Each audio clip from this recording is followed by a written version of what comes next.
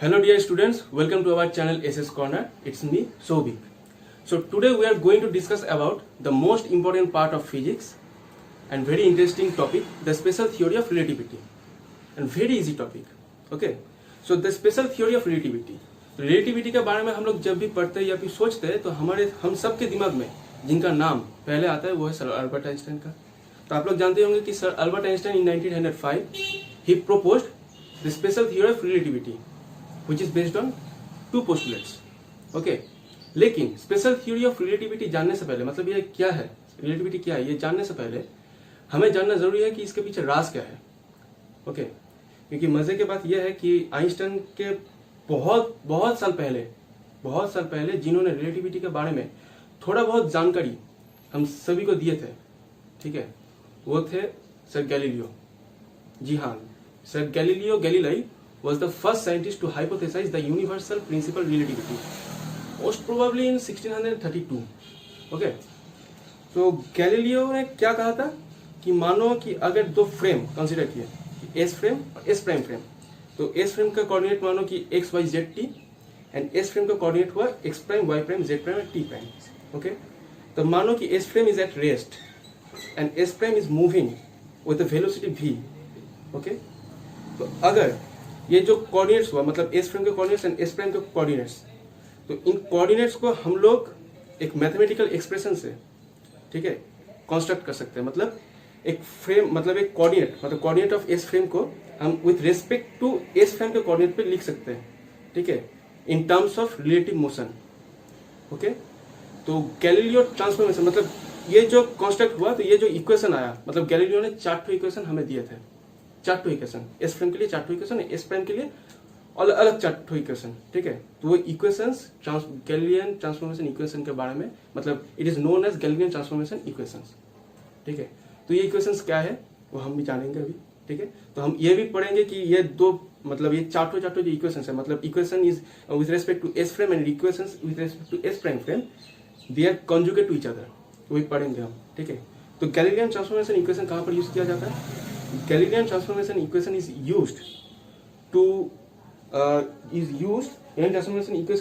used to transform between the coordinates of two reference frame, okay, which is differ only by relative motion under the construct of Newtonian physics.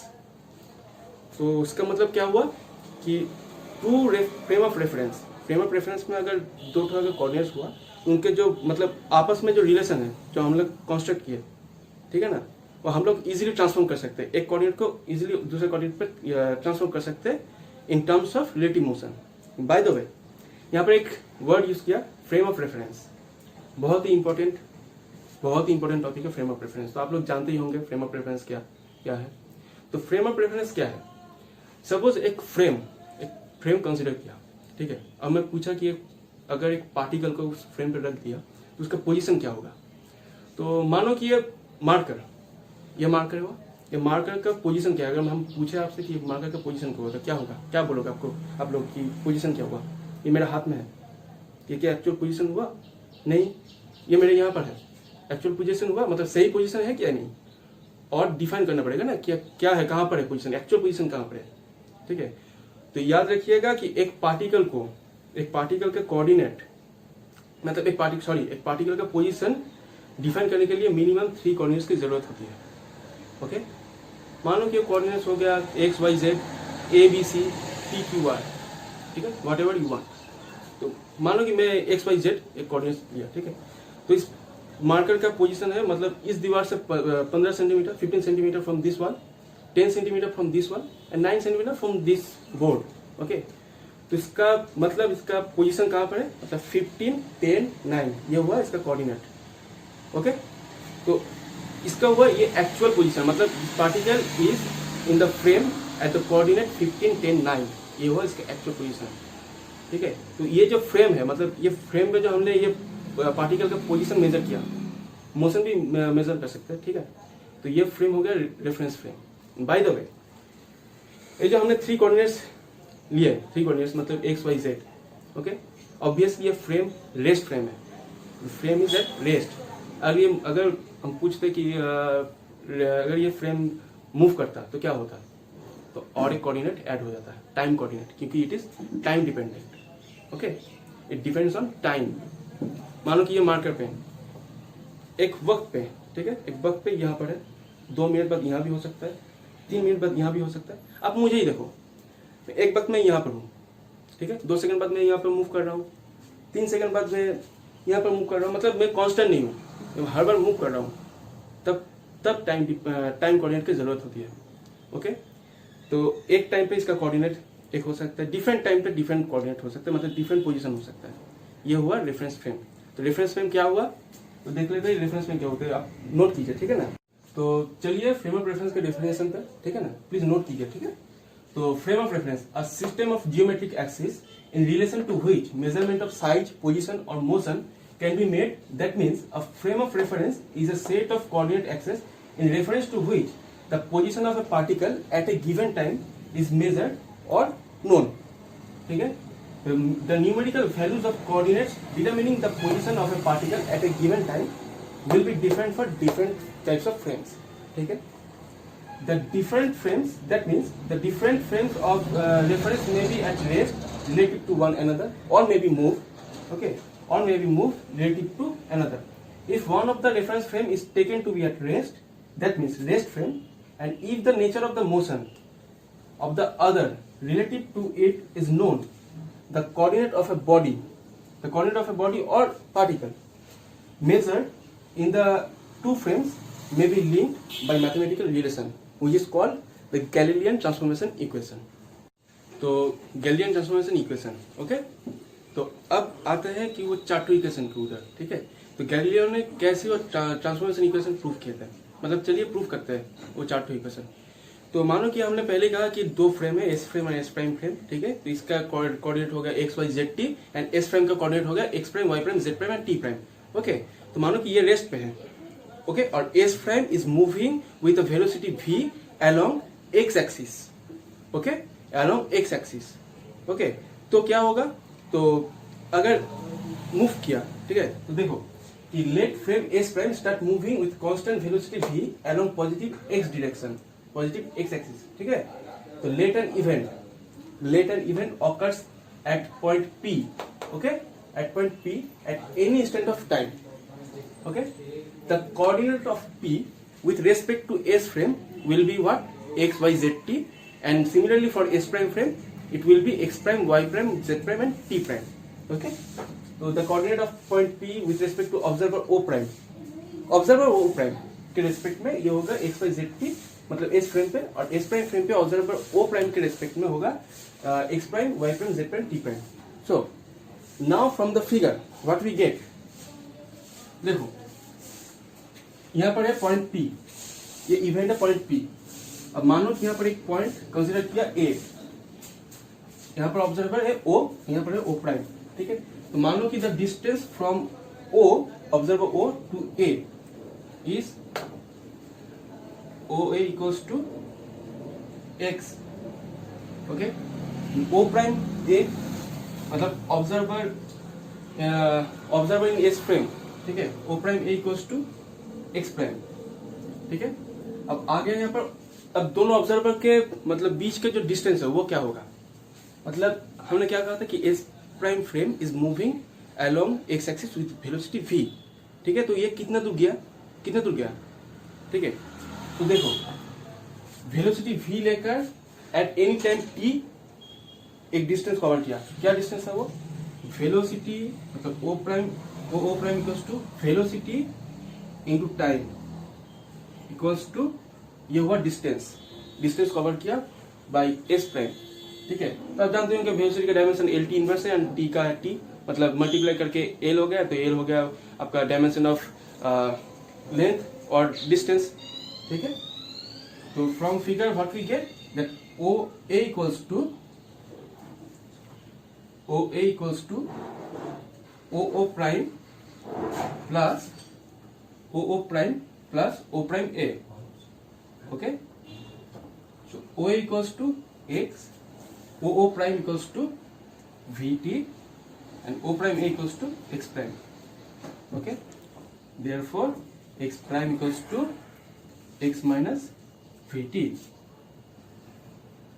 तो हमने क्या कहा था पहले कि S frame is moving along X axis with velocity v. That means there is no relative motion along y axis and z axis. So we can consider it that y prime equals to y and z prime equals to z.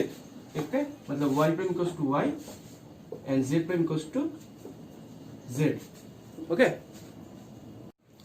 तो हमने देखे थे कि 3 equation हमने gain किया. Okay, तो यहाँ पर मतलब एक गैलीलियन ट्रांसफॉर्मेशन में टाइम एकदम सेम रहता है, मतलब एब्सोल्यूट रहता है, मतलब इसका कोई रिलेटिव चेंज नहीं होता है. ठीक है. So now its time is considered to be absolute in nature. That means time remains same in all inertial frame of reference as t prime equals to t. That means time is independent of frame of reference. Okay? It has been written on the basis of the assumption that time flows at the same rate in all inertial frames. तो इस line को हमने underline ऐसे नहीं किया. इस line के basis के ऊपर ही आइंस्टाइन ने स्पेशल थियोरी ऑफ रिलेटिविटी के पोस्टुलेट्स लाए थे. ठीक है, बहुत इंपॉर्टेंट लाइन है ये. तो स्पेशल थियोरी ऑफ रिलेटिविटी के पोस्टुलेट्स जो है वो नेक्स्ट वीडियो में हम डिस्कस करेंगे. ठीक है. So this notion of time comes from our everyday experiences. मतलब the notion of time means आप द कंसेप्शन ऑफ टाइम भी बोल सकते हो. ठीक है. The notion of time comes from our everyday experiences with slowly moving object and is confirmed in analyzing the motion of such object. ठीक है. Equation 1 क्या था? x prime equals to x minus V T, t prime equals to t, y prime equals to y, z prime equals to z. Okay. तो equation 1 are called Galilean transformation equation. Okay. So relative to s prime, तो हमने क्या कहा था कि s frame के respect में 4 equation थे और s प्राइम रेस्पेक्ट में और 4 थे. तो s फ्रेम के रेस्पेक्ट में ये था 4 इक्वेशन, और s फ्रेम रेस्पेक्ट में जो इक्वेशन होगा वो simply relative to s prime the frame s is moving with velocity v in negative direction of x axis. Frame s frame में क्या था कि वो moving along the x axis and s prime में वो moving negative direction along x axis. Okay. So therefore inverse transformation equation are obtained by prime to unprime change होगा. Prime by changing the prime into unprime. Okay, unprime coordinate and replacing v with minus v. Okay, so what we get? X equals to x prime plus vt prime, y equals to y prime, z equals to z prime and t equals to t prime.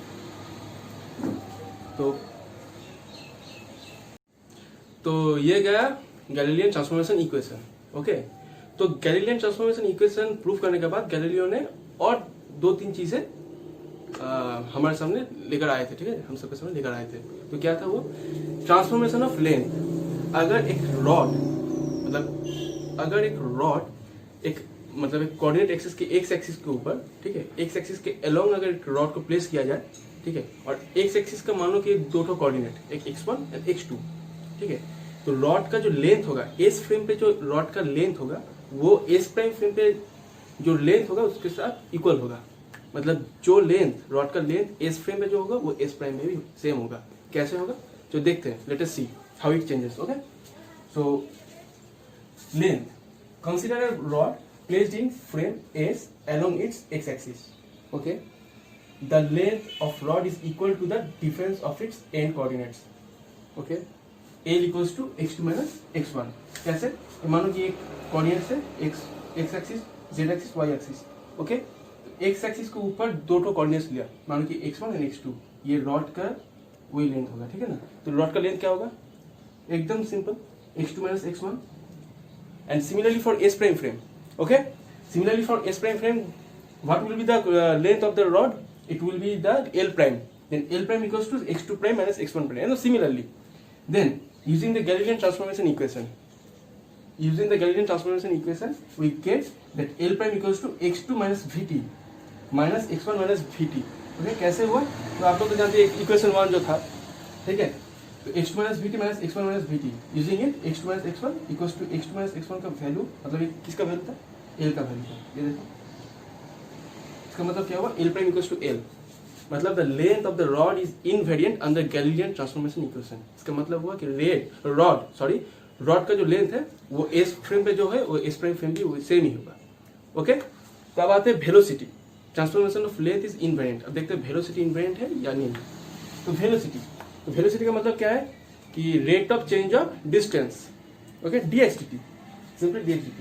तो हमारे पास ये equation था x prime equals to x minus vt। Okay, then differentiate it, dx prime dt prime equals to dx dt minus v। Okay, then write it, मतलब dx prime और dt prime को ux prime से note करते हैं and dx dt को ux से। So ux prime equals to ex minus v। Okay, and this equation is known as classical law of velocity, classical law of velocity. Okay, velocity transformation. तो इसका inverse क्या होगा, inverse law क्या होगा? Simply इसका prime change कर दो, prime change कर दो और v को माइनस v से रिप्रेजेंट कर दो। ठीक है, तो इनवर्स लॉ हो गया ux equal to x prime plus v। That means देखो ये दोनों इक्वेशन सेम नहीं है। ठीक है, ये इक्वेशन और ये इक्वेशन देखो सेम नहीं है। तो velocity is not invariant. Okay, it has different values in different inertial frames depending on their relative velocities. Different value का। तो क्या देखा अभी तक कि लेंथ इनवेरिएंट है एंड वेलोसिटी इनवेरिएंट नहीं है। ओके, अब आते हैं एक्सेलरेशन। तो एक्सेलरेशन क्या है? Rate of change of velocity, मतलब dv dt। ओके, तो क्या होगा? सिंपली इस इक्वेशन को डिफरेंशिएट करो, इस इक्वेशन को, तो क्या होगा? dux prime dt prime equals to dx dt। अब इसको लिखते हैं कि x प्राइम से लिखते हैं, मतलब डिनोट करते हैं। x prime equals to dux prime and dt prime and dux dt होगा x होगा। तब x prime and x are the acceleration in s prime and s frame respectively. Okay, thus the acceleration is invariant with respect to Galilean transformation. तो क्या हुआ? Length invariant, velocity is not invariant and acceleration is invariant. So this equality shows that Newton's second law is invariant under Galilean transformation equation and is covariant under inertial frames. Okay, this equality shows that Newton's second law is same and in S and S frames. Okay, this law is invariant under Galilean transformation equation. तो ये हो गया Galilean transformation equation के जो transformation of length, transformation of velocity and transformation of acceleration, ये देख लिया कि ये इनवेरिएंट है या नहीं। हो गया। अभी जो एक्सपेरिमेंट उन्होंने किए थे, मतलब जो पिक्चर यहाँ पर था, जो फिगर यहाँ पर था, वो जो एक्सपेरिमेंट किए थे वो, तो उसके बेसिस के दो ठो एजम्पशंस उन्होंने कंस्ट्रक्ट किए थे, मतलब दो ठो एजम्पशन हमारे पास दिए थे। तो चलिए देख लेते हैं वो एजम्पशंस क्या है। तो गैलीलियन ट्रांसफॉर्मेशन इक्वेशन हमने जान लिया, ठीक है। अब आते हैं कि वो एजम्पशन के बारे में जो बात कर रहे थे, वो एजम्पशन क्या है। तो दो ठो एजम्पशंस थे, ठीक है। चलो देख लेते हैं। Okay, there exist a universal time t which is the same in all reference system. पहले बोल चुका हूँ, ठीक है। ये था assumption 1। Assumption 2, the distance between 2 points in various inertial system is the same. Okay, ये भी बोल चुका हूँ। The distance between 2 points in various inertial system is the same. Thus, if any two events occur simultaneously for any observer, then they must occur simultaneously for all observers. Okay? That means, मतलब in other words, the time interval between two given events must be identical for all reference system. So ये था Galileo का assumptions, ठीक है। दो to assumptions था। तो ये था आज के वीडियो का मेन टॉपिक, ठीक है। तो हमारे चैनल पे, मतलब एसएस कॉर्नर का मकसद है आप लोग अच्छे मार्क्स लेकर आओ, अच्छे रिजल्ट हो आप लोगों के, ठीक है। तो your success is our motto. Okay, तो जो भी इस बोर्ड पे लिखा गया है, ठीक है, और लिखा जाएगा, वो काइंडली आप लोग कॉपी में नोट कीजिए, ठीक है। तो at the end of the time आप देखेंगे वो एक कॉम्पैक्ट नोट्स होगा आपके सामने, ठीक है। हम लोग कोशिश करेंगे आप लोग अच्छे मार्क्स लेकर आओ, ठीक है, और हमारे चैनल के साथ बने रहिए। तो अगर कोई भी डाउट, इस वीडियो रिलेटेड कोई भी डाउट अगर अराइज हुआ तो प्लीज कमेंट सेक्शन में जरूर बताइए, और अगर कोई फीडबैक देना हो वो भी कमेंट सेक्शन में बताइएगा, ठीक है। अगर वीडियो अच्छा लगा तो लाइक कीजिए, दोस्तों में शेयर कीजिए, और जरूर चैनल को सब्सक्राइब कीजिए, चैनल के साथ बने रहिए, ठीक है। तो थैंक यू।